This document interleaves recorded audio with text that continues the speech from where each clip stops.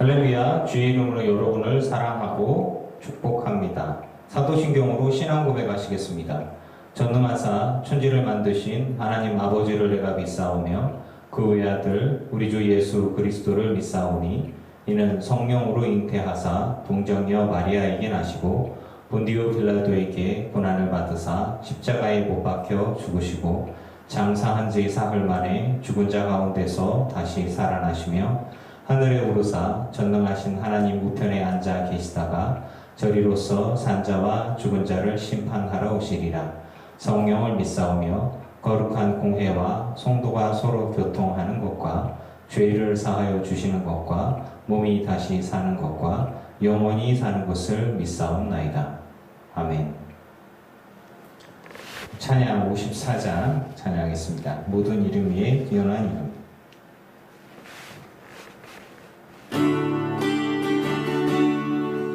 모든 이름 위에 뛰어난 이름 예수는 주 예수는 주 모든 무릎 꿇고 경배를 드리세 예수는 만유의 주님 예수는 예수는 주 오전한 만물로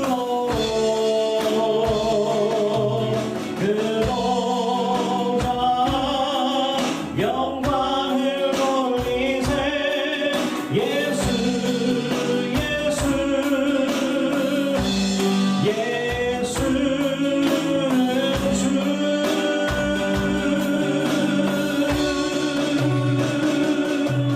모든 이름 위에 뛰어난 이름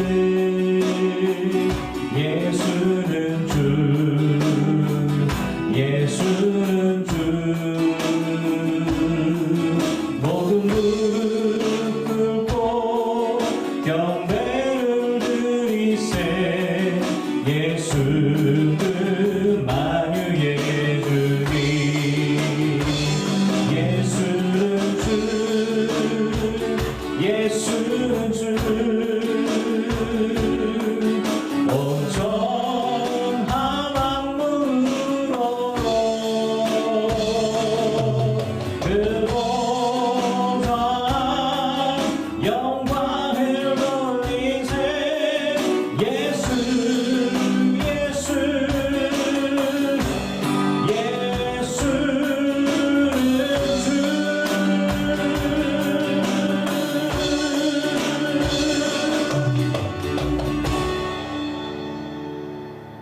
55장 목마른 사슴 찬양하시겠습니다.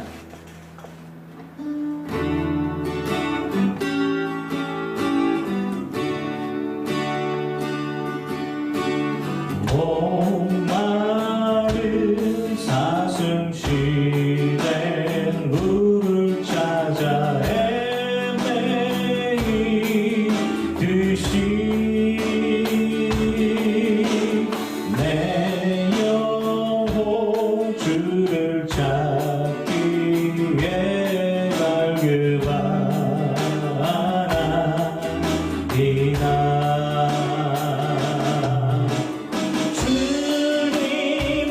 주님만이 나의 힘 나의 방패 나의 장소만 나의 몸 정성 다 바쳐서 주님 경배합니다.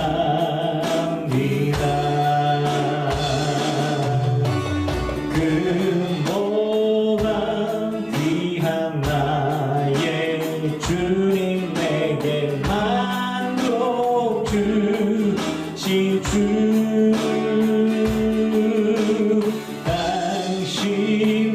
당신만이 나의 기쁨 또한 나의 참 고백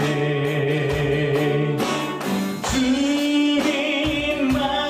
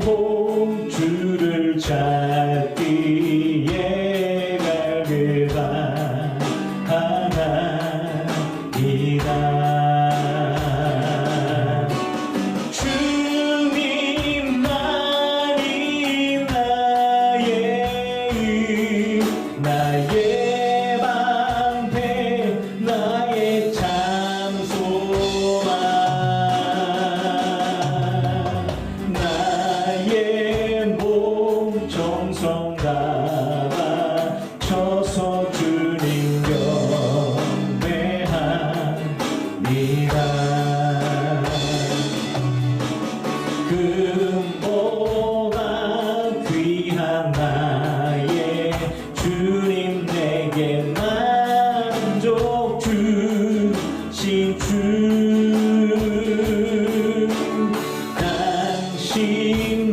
당신만이 나의 기쁨 또한 나의 참 고백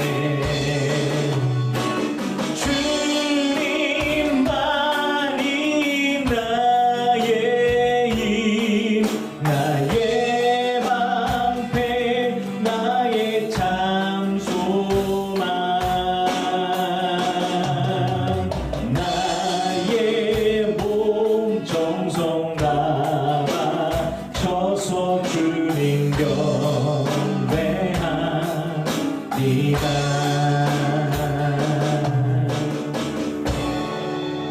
아멘. 56장 우리 고백합니다. 사랑해 주님이 날 사랑하시네 내 모습 이대로 받으셨네 사랑해 주님이 날 사랑하듯이 나도 널 사랑하며 섬기리 사랑해 주님이 날 사랑하시네 내 모습 이대로 받으셨네 사랑해 주님이 날 사랑하듯이 나도 널 사랑하며 섬기리 한 번 더 할까요? 사랑해 주님이 날 사랑하시네 내 모습 이대로 받으셨네 사랑해 주님이 날 사랑하듯이 나도 널 사랑하며 섬기리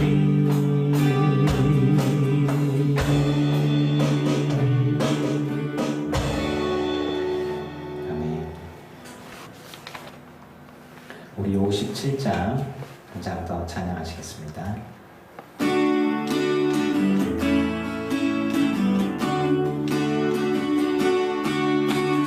선하신 목자 날 사랑하는 분 주 인도하는 곳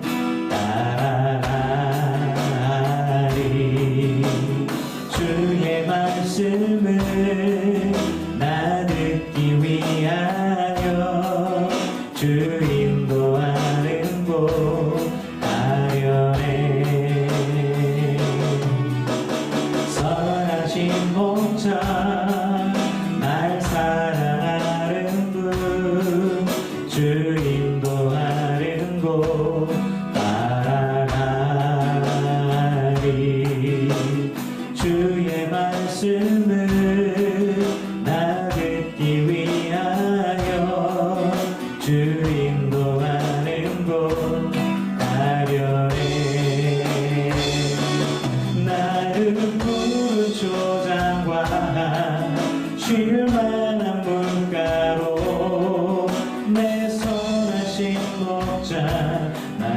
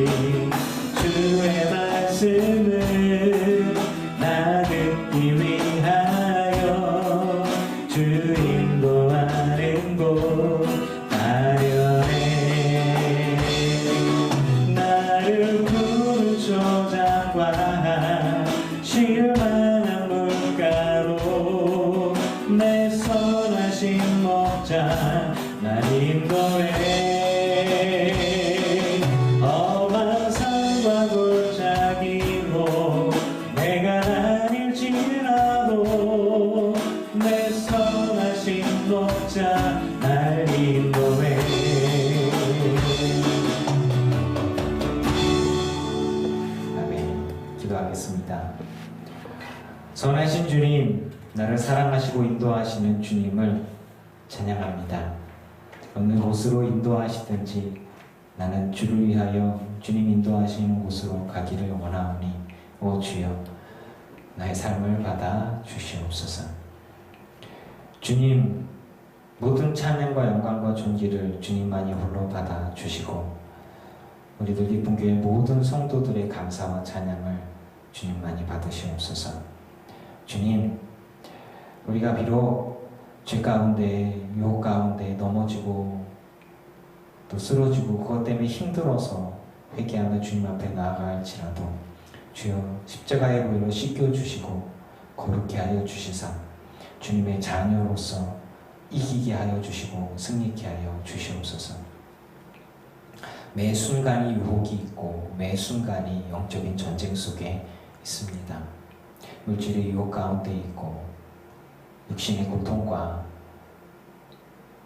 어려움들 가운데에서 믿음이 도전을 받고 신앙이 도전을 받습니다. 은혜의 주여, 늘 기쁜 교회 모든 성도들을 주님 기억하여 주시고 이들 가운데 계속 말씀하여 주시옵소서. 지금까지 동행하셨던 것처럼 앞으로도 동행하여 주시고 말씀하여 주시고 위로하여 주시고 힘이 되게 하여 주시옵소서. 아버지여, 우리는 주님이 없이는 아무것도 할 수 없습니다. 아버지여, 우리는 주님이 없이는 승리할 수 없습니다. 세상은 많은 변화들 가운데 있고 많은 유혹과 환난 가운데 있습니다. 세상에 그동안의 전쟁이 계속 있었고 어려움들이 계속 있었고 기근들이 있었으며 폭력과 압제들이 있었습니다. 그럼에도 불구하고 우리들의 믿음은 끊어지지 않았고 순교의 피와 고통 그리고 핍박 가운데서도 그 믿음의 전통들이 지금 우리에게까지 와 있습니다. 아버지여, 나에게 복음이 전해졌고 믿진 자로서 나는 또 내 후손들에게 우리 자녀들에게 또 후배 성도들에게 복음을 전해주고 또 가르치고 또 그 다음 때로 이어갈 수 있도록 수고하고자 합니다. 또 그것을 위해서 힘쓰고자 하오니 성령이여, 우리를 통해서 구원받는 자가 늘어나게 하시고 믿음의 대가 나 때에서 끊어지지 않으며 그 다음 때에도 이어지는 은혜를 보게 하여 주시옵소서. 목마른 자입니다. 정말 생수가 필요합니다. 생명의 생수가 필요합니다. 비록 내 삶이 망가지고 내 육신이 망가지고 혼탁하고 황폐한 가운데 있어도 내 영혼은 주님의 생수를 갈망하고 찾습니다. 목마른 자가, 목마른 영혼이 정말 주님을 찾듯이 아버지여, 이곳에 당신의 은혜를 갈망하는 이들이 있습니다. 찾아와 주시고 말씀하시고 마시게 하옵소서. 목마르지 않게 하시고 가난 심령을 주의 은혜로 충만히 채워주시고 넘치게 하여 주시옵소서. 명절입니다. 주여, 외로움이 없게 해주시고 물질적으로 괴로워서 힘들어서 더 고독하고 슬프고 외로움이 없게 해주시옵소서. 비록 다 흩어져 있지만 모이지 못하지만 서로를 위하고 기도하며 잊지 않게 하여 주시옵소서. 이런 행복한 명절, 행복한 가족, 가문들이 다 되게 해주시고 우리가 모이지 못하는 것처럼 또 많은 가족들이 모이지 못합니다. 우리 예배를 모이지 못하는 것처럼 가족들도 많이 모이지 못합니다. 흩어진 교회를 모으듯이, 흩어진 성도를 모으듯이 흩어진 가족들을 모으게 해주시고 회복시켜 주시옵소서. 그 모든 연합과 사랑과 용서와 포용은 하나님 손에 있습니다. 아버지여, 우리 가운데 어떠한 갈등도 아픔도 없게 해주시고 명절에는 멀리 떨어져 있던 이들도 다 보입니다.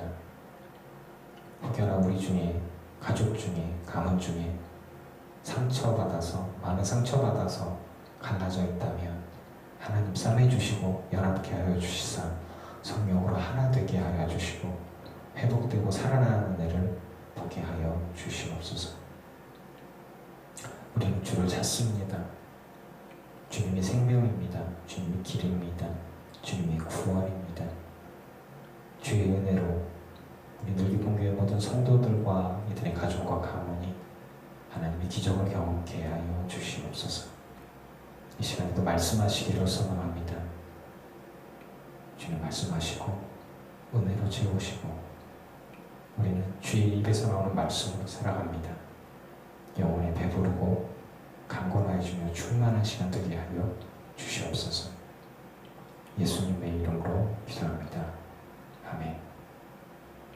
하나님 말씀 보시겠습니다. 하나님 말씀은 요한복음 4장 23절, 24절 말씀입니다.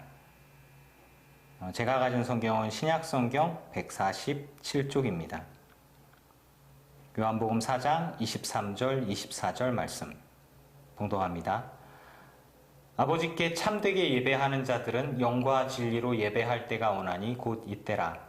아버지께서는 자기에게 이렇게 예배하는 자들을 찾으시느니라. 하나님은 영이시니 예배하는 자가 영과 진리로 예배할지니라. 아멘. 사랑하는 성도 여러분, 주의 이름으로 사랑하고 축복합니다.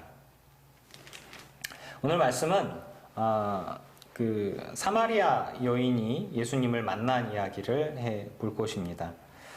수가라 하는 동네, 사마리아에 있는 수가라 하는 동네에 사마리아 여인을 만나게 됩니다. 이제 6시쯤 되었다. 6시쯤이 되었습니다. 당시에 6시, 그러니까 오전 6시를 기준으로 해서 0시예요. 그러니까 7시면 1시고. 그러면 이스라엘 방식으로 오전 6시는 정오 12시겠죠.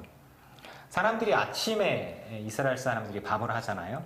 그러면 밥을 하려면 아침에 일찍이 새벽같이 나와서 물 뜨러 나가야 되겠죠. 그럼 6시죠. 그러니까 0시. 이스라엘로 0시. 그런데 이분은 정오에 물 뜨러 야곱의 우물에 갑니다. 수가라는 동네에서. 왜 그랬습니까? 이 여인의 삶이 좀 복된 삶, 자랑스러운 삶이 아니었던 거죠. 이 사마리아라고 하는 동네 자체가 이제 이방인들하고 피가 많이 섞이고 문화가 섞이면서 유대인들에게 배척당하는 그런 공동체입니다. 그래서 사마리아라고 얘기하는 그러한 자기들만의 문화가 있어요. 그러니까 제가 성지순례를 가보니까 유대인들이 입고 있는 옷이 있고 사마리아인들은 사마리아인들이라고 하는 자기들만의 전통 옷이 있더라고요. 그래서 유대인들과 사마리아인들은 분리되어 있어요. 그들마다 다 하나님을 섬긴다라고 하는데 유대인들은 사마리아인들을 아직도 차별하고 있고 배척하는 것 같았어요. 지금도 2020년도에 지금도 이런 그 분리와 그 배척들이 차별들이 있는데 예수님께서 오셨던 2000년 전에는 더하지 않았을까요? 그런 말 그대로 차별당하고 구별된 이들의 삶 가운데서도 이 사마리아 여인은 그들 가운데서도 더 왕따하죠. 그러니까 사람들이 가까이 하려고 하지 않기 때문에 사람들을 피해서 사람들의 수군거림이나 혹은 뭐 조롱이나 또 혹은 무언의 눈빛 같은 것들, 경멸의 눈빛 이런 것들이 이 여인은 되게 싫었을 수가 있어요. 그래서 이 여인의 삶은 사마리아 여인의 삶은 어떤 삶이냐? 자랑스러운 삶이 아니에요. 그리고 사람들에게 인간관계가 그렇게 좋지도 않은 것 같아요. 하지만 이 여인에게 특별히 예수님께서 이 여인을 만날 필요가 있었던 것은 다른 사람과 다른 특별한 무언가가 있었기 때문입니다. 이제 7절부터 보면 사마리아 여자 사람이 물을 기르러 왔음에 예수께서 물을 좀 달라 하신, 예수님께서 먼저 물을 좀 달라 하셨어요.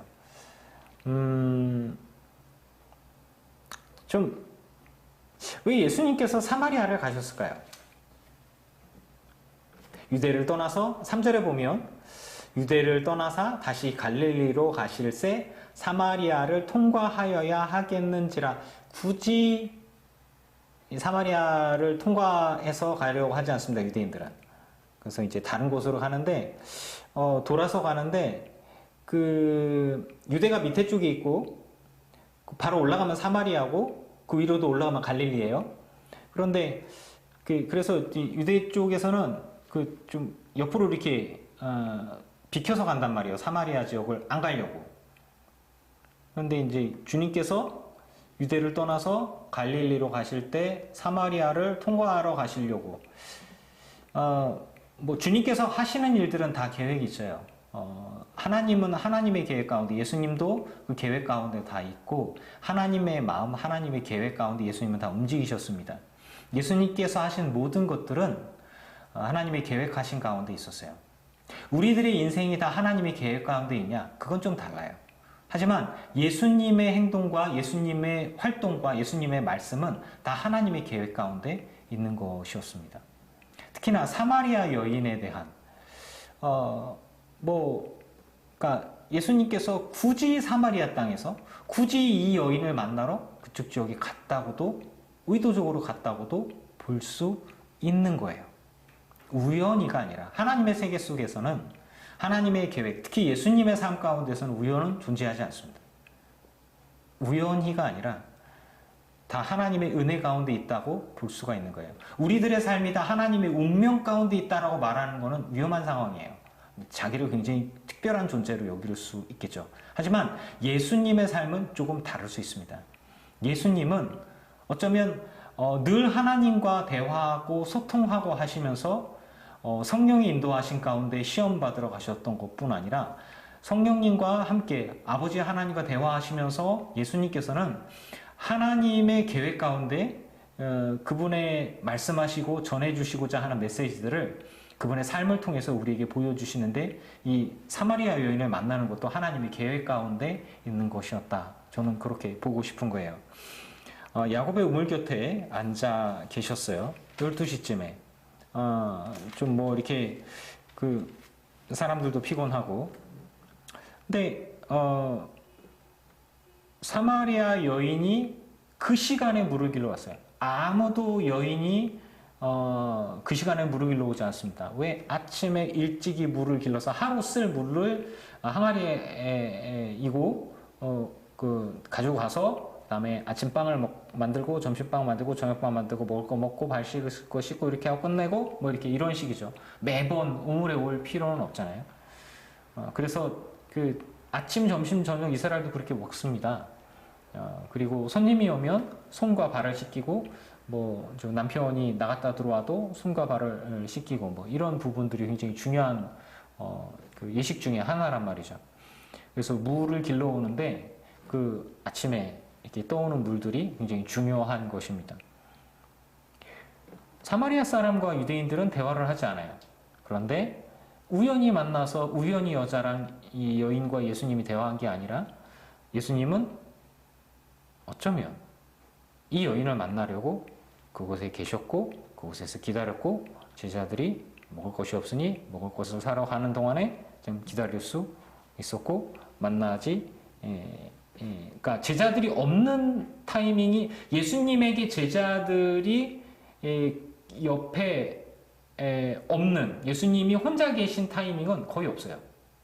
신기하죠?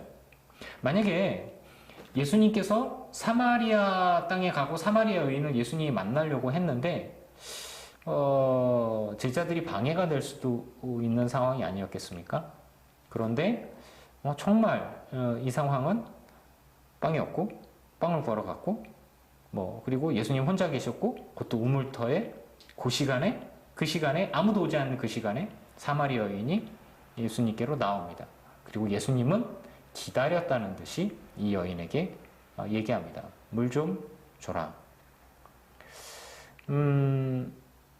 그러니까 이 여인이 뭐 얘기하죠. 아니 당신은 유대인 아닙니까? 옷 입는 것부터 우리랑 다른 걸 보니까 당신은 유대인인데 우리한테 말도 안 거는 분들이 왜 우리에게 특히 내게 물을 달라고 하십니까? 그러니까 구절에 보면 유대인이 사마리아인과 상종하지 아니함이러라. 성경 참 직설적으로 얘기하죠. 상종조차 하지 않는 사람들, 특히나 사마리아 안에서 사마리아 남자들과 유대인 남자들이 상종하지 않습니다. 그 중에 사마리아 남자들뿐 아니라 사마리아 여자들과 유대인들이 상종하지 않겠죠. 그 중에서 또 사마리아 이 여인은 사마리아 안에서도 왕따니까 더 상종할 수 없는 여인 아니겠습니까? 그런데 이 여인에게 예수님이 찾아가셔서 이야기하고 있는 것이에요. 예수님이 말씀하십니다. 하나님의 선물과 내게 좀 물 달라 하는 이가 누구인지 알았더라면 내가 그에게 구하였을 것이요 그가 생수를 내게 주었으리라. 자, 예수님과 이 여인의 대화 속에서는 예수님은 생명의 생수를 이야기하고 계세요. 영생과 구원에 관한 이야기를 하고 계세요. 근데 이제 이 여인은 눈에 보이는 걸 얘기하죠. 물그릇도 없고 우물은 깊고 생수를 도대체 어디서 구해서 주겠습니까? 야곱이 우리에게 준 그 후손들이니까 이 우물이고 이게 뭔 얘기냐? 예수님이 얘기합니다. 내가 주는 물을 마시는 자는 영원히 목마르지 아니하리니 내가 주는 물은 그 속에서 영생하도록 솟아나는 샘물이 되리라. 가끔 예수님의 말씀은 참 곱씹어봐도 그 당시로 돌아갔어도 이분이 무슨 얘기를 하나 싶을 만큼 좀 센 말씀들이에요. 그런데 예수님의 말씀은 진리잖아요. 진리는 타협하지 않더라고요. 못 알아듣더라도 예수님은 있는 그대로의 진리를 전해주고 계십니다. 내가 주는 물을 마시는 자는 영원히 목마르지 아니하리니 내가 주는 물은 그 속에서 영생하도록 솟아나는 샘물이 되리라. 예수님께서 우리에게 성령을 보내주시죠. 그리고 그 진리와 생명은 우리 안에서 영원토록 솟아나는 구원과 은혜가 되어집니다. 여러분은 영혼의 목마름이 있습니까? 우리는 예수님께서 주시는 그 은혜, 예수님께서 공급해 주시는 그 은혜와 사랑으로 우리는 살아갑니다. 예수님께서 주시는 그 생명의 물을 먹을 때 우리는 죄와 사망의 문제가 깨지고 그리고 인생의 모든 짐들이 무너지면서 영원한 영생의 길을 얻을 수가 있습니다. 그 속에서 영원토록 솟아나는 샘물이 되리라. 즉 죄의 문제와 인생의 고난에 대한 문제가 예수님이라면 모든 문제가 해결이 될 수 있다라고 하는 것이겠죠. 여인이 얘기하죠. 금을 내게도 주십시오. 물도 안 기르러 오게 또 목마르지 않게 주십시오. 예수님께서 그런 게 있고 그런 걸 내가 줄 수 있다 그러니까 여인도 얘기했겠죠. 근데 뜬금없이 이제 예수님 얘기하셔. 가서 내 남편을 불러와라. 여기서 이 여인의 삶에 대한 부분들이 나오죠. 네 남편을 불러와라. 자, 이 사마리아 여인이 막 세상 사람들, 주변 사람들, 이웃들에게 또 지역 사람들에게 자랑스러운 사람입니까? 그렇지 않습니다. 남편을 데려와라. 그러니까 이제 내가 남편이 없습니다. 그러니까 예수님께서 네가 남편이 없다는 말이 옳다. 5이나 있었고 지금 있는 자도 내 남편이 아니 내 말이 참되다. 남편이 6번째 남편은 없습니다. 참 2000년 전에도 남편이 여러 번 바뀌고 혹은 부인이 여러 번 바뀌는 것이 그렇게 자랑스러운 건 아니었던 것 같아요. 어쩌면 남편을 죽게 만든 저주받은 여인이라고 해석될 수도 있겠고 혹은 복 없는 여자, 팔자가 사납다라든가 혹은 재수 없는 여자니까 가까이 가지 마라든가 뭐 이제 이런 식으로 행동할 수도 있는 것이겠죠.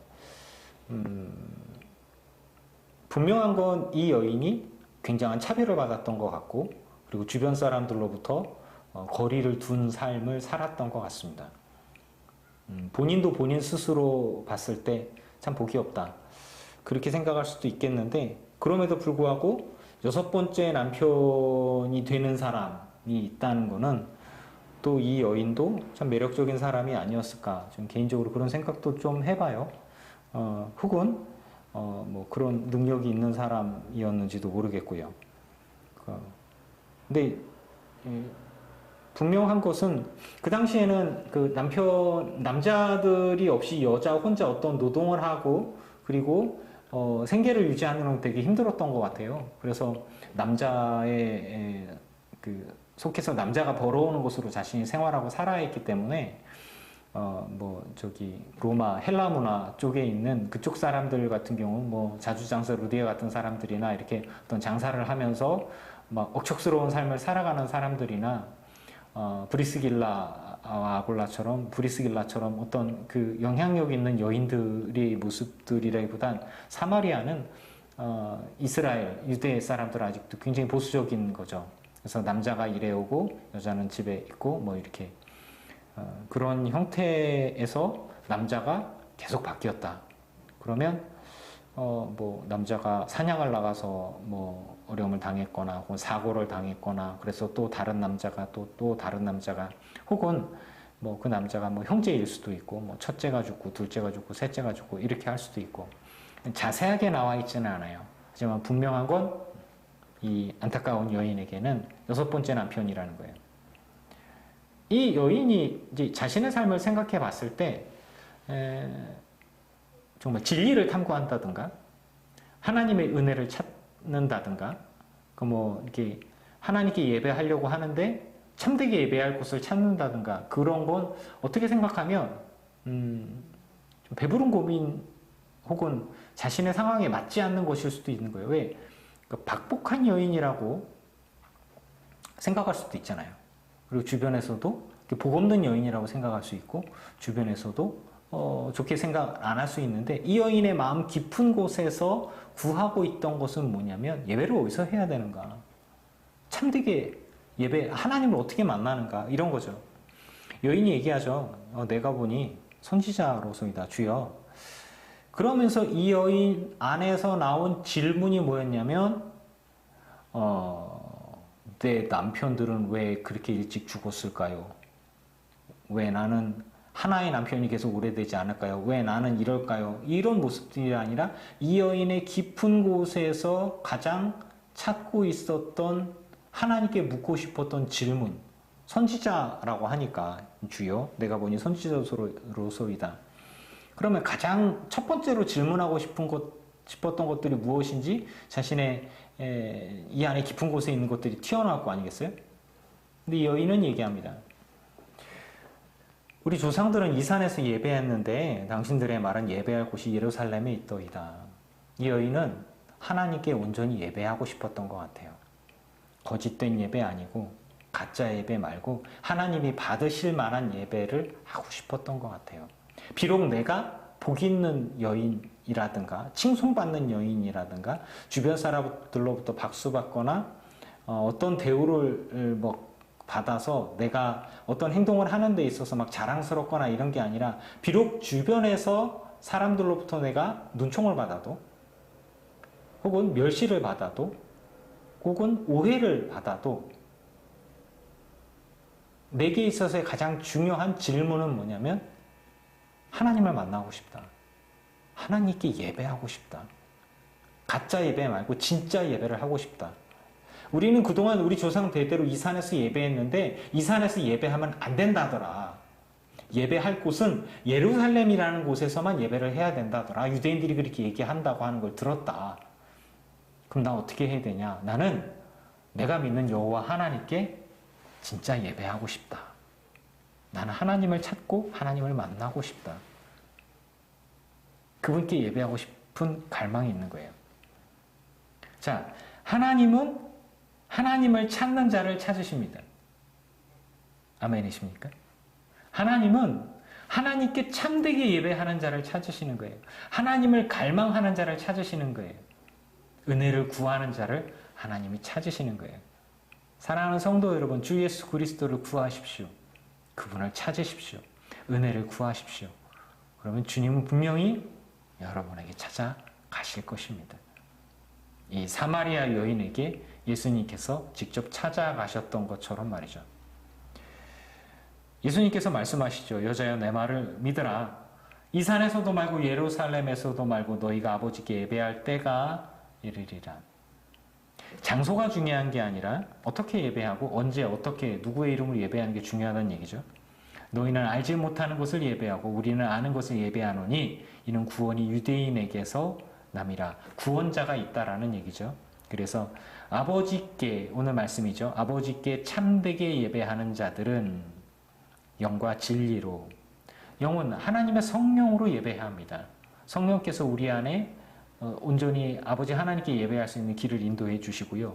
진리인 예수 그리스도 그분의 십자가와 보혈로 예수 그리스도로 온전히 예배해야 할 것입니다. 예수님을 통해서 우리 아버지 하나님께 예배해야 할 것입니다. 참되게 예배하는 자들은 영과 하나님의 보내신 영과 진리로 복음으로 예배해야만 한다. 그런데 지금이다. 아버지께서 보내주셨다. 누구를? 예수님을. 이때다.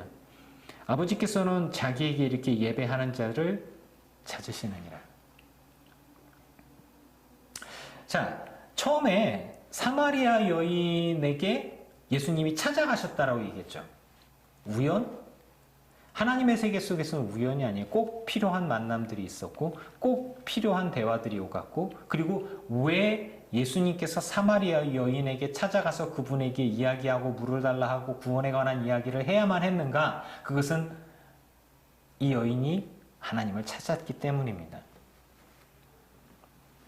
그리고 이 마음속에 질문이 있었던 거죠. 어떻게 해야 하나님께 온전히 예배할 수 있을까? 그 갈망이 있을 때 예수님은 그 땅 가운데 오셔서 굳이 돌아가도 되는데 사마리아 땅에 들러서 환영도 하지 않고 거절하고 뭐 분위기도 좋지 않아요. 그곳에 들러서 천대받고 있는 혹은 거절당하고 있는 이 사마리아 여인을 만나서 이 여인에게 구원과 생명의 복음을 예수님께서 전해주고 계십니다. 하나님은 영이시니 예배하는 자가 영과 진리로 예배할지니라. 그 이후에서는 이제 예수님께서 내가 메시아다라고 얘기해 주셨고 큰 변화가 있었죠. 저는 이 여인과 예수님의 대화들 속에서 사마리아 여인이 이후에는 뭐 이제 자신에게 소중한 항아리를 내버려 두고 던져놓고 마을로 가서 사람들을 피하면서 혼자 있고 싶어서 정오에 물들어 가는 처량한 사람을 피하러 다니는 그 이 기구한 삶의 여인이 사람들을 자신들에게 눈총을 주는 그 사람들을 찾아가서 내 선지자를 만났다 봐라 라고 이야기하는 복음을 전하는 사람이 되어졌고 그리고 그들이 찾아와서 예수님을 만나고 나서 예수님을 인정하게 되어집니다. 자, 한 사람의 하나님을 찾고자 하는 사람 때문에 하나님이 찾아가셨고 그리고 그 사람을 사용해서 그 지역 전체 사람들이 구원을 얻게 되어졌습니다. 하나님은 우리에게 예배하는 자를 내가 찾는다. 하나님을 찾는 자를 내가 찾는다. 그리고 그 사람을 내가 사용해서 구원의 도구가 되게 하고 그리고 하나님의 사랑과 은혜와 구원들을 이렇게 퍼져나가게 해준다라고 하는 것이에요. 사랑하는 성도 여러분, 사마리아 여인은 그 사마리아 여인의 노력으로 구원의 길과 진리를 얻은 것이 아닙니다. 예수님을 하나님을 그저 진심으로 찾았던 거죠.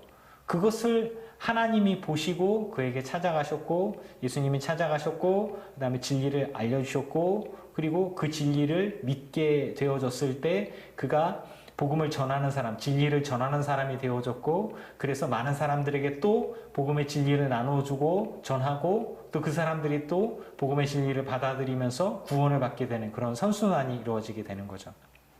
지금 우리들의 모습을 봅시다.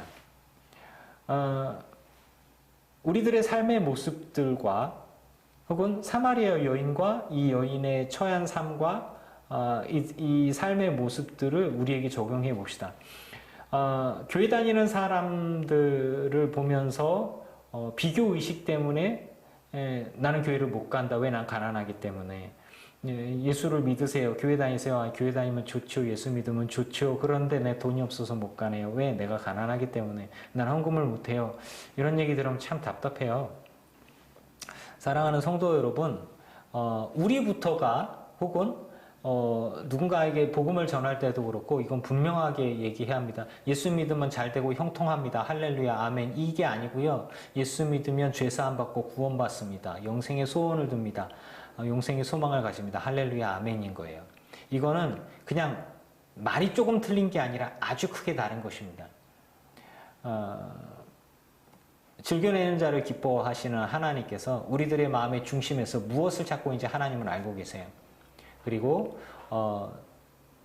지금 우리의 삶이 사마리아 여인처럼 가진 것이 없고 주변에서 그렇게 자랑스럽지도 못하고 그리고 오히려 복된 삶이 아니라 아이고 쯧쯧쯧쯧 하는 그러한 삶이 나인데 나 혼자 예수를 믿고 있어. 이제 그런 모습들이라면 전도하는 게 굉장히 쉬울까요? 참 어렵습니다. 굉장히 어려운 거예요. 제가 이제 뭐 사람들을 만나면서 직장 생활도 하고 이렇게 하면서 느껴지는 건 뭐냐면 내가 사장인데 내 사원들에게 예수 좀 믿어봐. 내가 예수를 믿었더니 이렇게 사장도 되고 돈도 많아지고 정말 좋았어. 이론 되게 쉬워요. 그런데 나보다 돈도 많고요. 나보다 잘 됐고요. 나보다 건강하고요. 나보다 가진 게 되게 많아요. 그런데 그들이 다 예수를 안 믿고 나 혼자 예수를 믿어요. 나는 건강도 안 좋고요. 나는 돈도 없고요. 그리고 나는 뭐 자랑할 만한 게 하나도 없어요. 저 사람들의 도움을 받아야 돼요. 그런데 나는 진리를 알아. 나는 복음을 알아. 그래서 내가 복음을 갖고 있고 이 예수님을 내가 전해야 돼. 쉬울 것 같습니까? 전도하기 굉장히 어렵더라고요. 입이 잘 안 떨어져요. 예수 믿으라고 하기가.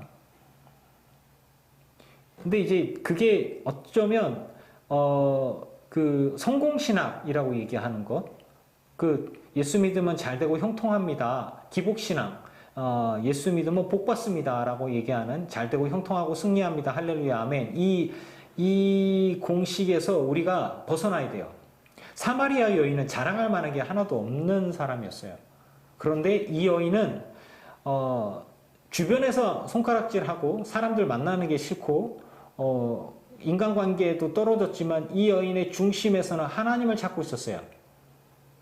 그리고 하나님을 참되게 찾고 있는 사람을 찾으시고 그 사람에게 상 주시는 거죠. 그 사람에게 구원과 진리를 경험하게 하고 그리고 복음을 전하는 사람으로 그 사람을 사용해서 구원이 이렇게 퍼져나가게 해주셨어요. 얼마나 큰 은혜입니까? 내가 가진 것으로 복음을 전하려 하는 이가 있습니까? 그건 착각입니다. 복음은 복음으로, 복음의 능력으로 선포되어지고 그리고 쓰임받습니다. 사랑하는 성도 여러분, 사마리아 여인의 모습들이 혹시 내 모습이 보입니까? 그런데 사마리아 여인은 예수님을 만나면서 전혀 다른 삶을 살았습니다. 완전히 변화된 모습을 보였죠. 우리들 가운데 혹시 멈춰 있는 사람이 있습니까? 우물터에 딱 이렇게 멈춰 있나요? 우리는 말씀에서 우리에게 전해주는 것처럼 하나님이 우리를 들어서 나를 들어서 사용하신다라고 하는 확신을 가지셔야 할 것입니다. 그리고 주님, 비록 내가 잘난 거 하나도 없고 비록 내가 자랑할 거 하나도 없고 비록 내가 가진 것이 없고 그래도 내가 복음을 전해야만 하는 이유는 주님께서 내게 진리를 주셨고 성령으로 나와 함께 하시고 그리고 내게 사명을 주셨습니다. 내게 주신 사명을 내가 감당하고자 하오니 주여 들을 귀 있는 자를 만나게 해주시고 구원 임하게 해주시고 그리고 나를 통하여서 하나님의 생명이 이렇게 흘러가게 하여 주시옵소서. 비록 나보다 돈도 많고, 비록 나보다 건강하고, 비록 나보다 가진 것이 많은 사람에게 아무것도 없는 내가 그들에게 복음을 전할지라도 구원받는 자가 늘어나게 해주시고 구원의 은혜가 능력이 나타나게 해 주옵소서. 나를 사용하여 주시옵소서. 이렇게 용기를 내서 기도할 수 있어야 되겠습니다. 이 여인이 예수님을 만나고 나서 물동이를 버려두고서 동네로 들어가서 사람들에게 얘기합니다. 와서 보라, 이는 그리스도가 아니냐. 이 여인이 이렇게 용기를 낼 수 있었을 때 그때 이 여인의 삶이 막 바뀌었습니까? 이 여인이 남편이 5이 바뀌고 6번째 되어지고 사람들의 인식이 뭐 이렇게 예수님 만나면서 막 바뀌었나요? 아니, 안 바뀌었어요. 바뀐 것은 내가 바뀐 거예요. 예수님을 만나고서 내 생각이 바뀌고 내 마음이 바뀐 것입니다. 그리고 나의 존재의 의미와 가치가 달라진 것이에요. 사랑하는 성도 여러분, 말씀 속에서 나를 볼 수 있으면 좋겠어요. 그리고 말씀 속에서 하나님께서 내게 주신 음성을 들을 수 있으면 좋겠습니다. 우리는 어쩌면 다 사마리아 여인과 같을 수도 있습니다. 가진 거 없고 건강하지도 않고 그리고 부족합니다. 다른 사람들로부터 자랑할 만한 게 혹은 부러움받을 만한 게 없을 수도 있습니다. 그러나 주님이 내게 찾아오시고 주님이 내게 말씀하시고 주님이 내게 사명을 주신다면 내가 주의 일을 넉넉히 감당할 수가 있습니다. 그 이후로는 사람들이 주님을 만났을 때 구원과 은혜가 있게 되어집니다. 이 여인이 예수님께서 가라, 너는 뭐 물동이를 내버려 두고 동네 가서 사람들에게 전하라, 이런 게 아니에요. 그저 예수님을 만나고 난 이후에, 그러니까 예수님께서 그가 나다, 메시아, 그리스도, 그가 나다, 예수님께서 자신을 드러내셨어요. 그러고 나서 이 여인은 자신이 결단을 하고 내게 주신 복음, 내게 주신 사명들을 내가 붙들고 순종하고 달려갔던 것이죠. 내가 주를 위해 할 수 있는 것이 무엇인가. 내 사정과 조건들은 바뀌지 않았지만 내 마음이 바뀌었고. 저는 저와 여러분의 삶이 이렇게 쓰임받아야 한다고 생각합니다. 그리고 비록 하나님께 얘기할 수 있어요. 하나님, 왜 다른 사람과 달리 나의 삶은 이렇습니까? 다른 사람과 달리 하나님, 왜 나는 이렇게 슬픔이 있습니까? 조건이 좋지 않습니까? 라고 말할 수도 있습니다. 그러나 제가 전에 말씀드렸던 대로 우리들의 삶은 우리들이 선택해서 된 게 아니에요. 우리는 이 땅에 이렇게 던져진 존재란 말이에요. 그러면 길가에 뿌려진 씨앗이든 밭에 뿌려진 씨앗이든 화분에 뿌려진 씨앗이든 좋은 환경에 씨앗이 떨어져서 커다랗게 자라든 혹은 척박한 땅에 떨어져서 위태위태하게 자라나서 꽃을 하나 피웠든 내게 주어진 환경 속에서 나는 최선을 다해서 주를 위해서 내 삶을 드릴 수 있으면 되는 겁니다. 순종할 수 있으면 되는 겁니다. 사랑하는 성도 여러분들이요, 제가 지금 현재의 삶 가운데 최선을 다하는 삶을 살아가고 또 목회를 하고 있는 저의 고백이기도 합니다. 여러분들의 삶은 어떻습니까? 저희 아이들이 저에게 얘기합니다. 아빠는 굉장히 보수적이에요 라고 얘기를 합니다. 아이들 눈에는 제가 굉장히 보수적이라고 하더라고요. 그러면서 제가 얘기를 했죠. 그래, 아빠가 굉장히 진보적인 사람이라고 아빠는 생각을 하고 있었는데 너희들이 보수적이라고 하니 그럼 보수적인 것 같다. 그런데 말이다, 얘들아, 아빠가 설교하는 사람으로서 굉장히 진보적인 이야기를 하고 그리고 개방적인 이야기를 그 성도들한테 이야기를 하는데 내가 또 그렇게 삶을 살아가지 못한다면 이거는 앞뒤가 안 맞지 않냐. 아빠는 아빠가 설교하고 아빠가 말한 거대로 아빠가 살아가려고 한단다 라는 이야기를 하게 됐어요. 그러니까 성경대로 말씀을 읽고 성경대로 선포하고 또 성경대로 내 삶에 적용하려고 하다 보니까 너희들이 생각하는 대로 아빠는 좀 보수적일 수도 있겠구나. 이런 이야기를 하게 됐어요. 그러면서 저는 생각해 보는 거예요. 내가 실천하고 내가 살아가지 못할 말씀은 교인들에게 굳이 내가 설교를 하고 내 삶 속에서 전혀 반대로 행한다면 우리 아이들도 그렇고 저 스스로도 그렇고 속이는 거잖아요. 저는 성도 여러분들께 이야기하고 싶은 거예요. 여러분, 하나님의 말씀이 우리에게 다가오고 그리고 그 말씀을 우리의 삶 가운데 적용해서 삶을 살아가는 것입니다. 오늘 사마리아 여인의 삶을 통해서 우리가 교훈을 얻고 내 삶에 적용하는 것처럼 말이죠. 저도 이 사마리아 여인의 모습을 보면서 비록 제가 자랑할 만한 것이 없고 그리고 뭐 다른 사람에 비해서 뭐 이렇게 주의 은혜로 이렇게 됐습니다라고 얘기할 수 있는 것들이 물질적인 것들은 이렇게 그닥 뭐 이렇게 없겠고 뭐 교회 교세나 뭐 이런 것들까지도 다 말이죠. 그럼에도 불구하고 제가 용기를 내서 목회를 하고 용기를 내서 제가 제 삶을 살아갈 수 있었던 건 주를 찾는 거예요. 여인처럼 주를 찾는 거예요. 하나님의 뜻을 찾고 그리고 내 삶 가운데 적용하고자 하고 그리고 하나님께서 나를 통해서 어떤 일을 하고자 하시는가를 계속 묻는 거예요. 그리고 그것이 들려졌을 때 온전히 순종하고자 하는 것입니다. 이호준 목사가 그렇게 삶을 살아가려고 하고 그렇게 노력하고 그것이 하나님을 위한 삶이라고 생각을 해서 저는 척박한 땅에 떨어졌다고 하지만 꽃을 피워서 하나님을 기쁘시게 한다면 저는 그것으로 만족합니다. 그것은 여러분의 삶도 마찬가지가 아닐까요?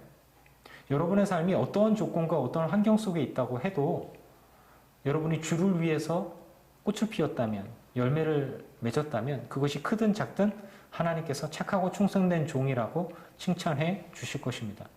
저와 여러분의 삶의 존재 의미와 가치는 그리고 사명들은 여기에 있다고 저는 생각을 합니다. 우리가 다 사도일 수 있습니까? 우리가 다 위대한 예언자나 선지자나 뭐 엘리야나 엘리사 같은 사람이 이사야 같은 사람이 될 필요는 없다고 생각합니다.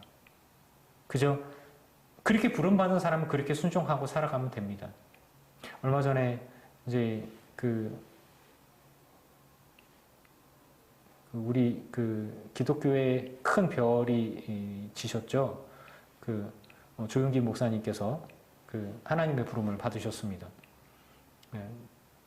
많은 사람들이 그 말년에 대해서 자녀분들에 대해서 좋지 않게 이야기를 많이 하고 비판적인 걸 이야기했지만 그분을 통해서 많은 사람들이 구원받았던 것 또한 부인할 수 없는 사실이고 증거입니다.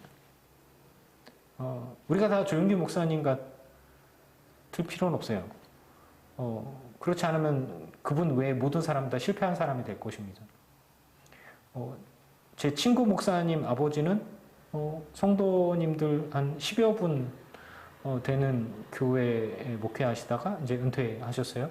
그리고 제 친구가 이제 물려받아서 목회를 하고 있습니다. 저는 제 친구 아버지를 굉장히 존경합니다. 제가 예전에 말씀을 드렸죠. 미자립 교회에 가서 교회가 막 싸우고 찢어지고 한 데 가서 안정적으로 교회가 모여서 한 20명 정도 되면 또 딴 데 가서 또 그렇게 하고 또 그렇게 하고 그렇게 해서 제 친구 목사 김요한 목사가 나는 아버지처럼 목회 안 해 이래서 아버지한테 그런 모습을 보여주지 말고 온전히 건강하고 힘들게 목회하는 모습들이 아니라 행복한 목회들을 보여주고 싶어서 신학교에 간 것 같아요. 제 친구도 이제 그 정도 한 20, 30명 되는 교회에서 이제 목회를 하는 것 같은데 안 가고요.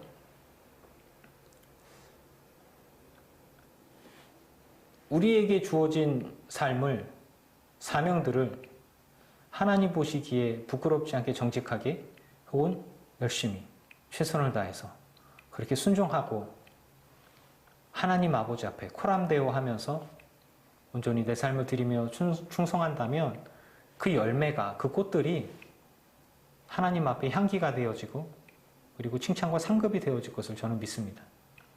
여러분의 삶이 하나님 앞에 꽃입니다. 여러분의 삶이 하나님 앞에 열매입니다.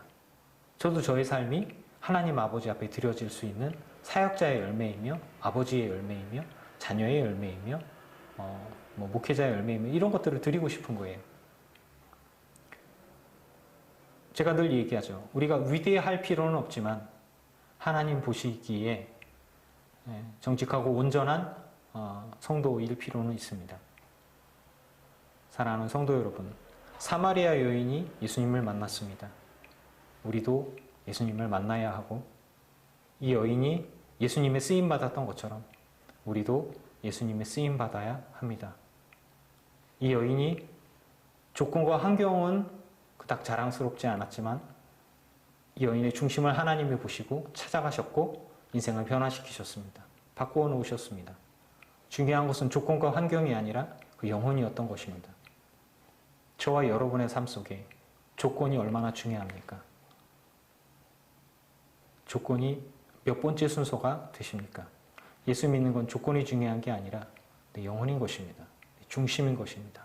그리고 예수님이 내게 찾아오시고 나를 구원하시고 나와 함께 하셔서 나를 사용하시면 그것으로 족한 것입니다.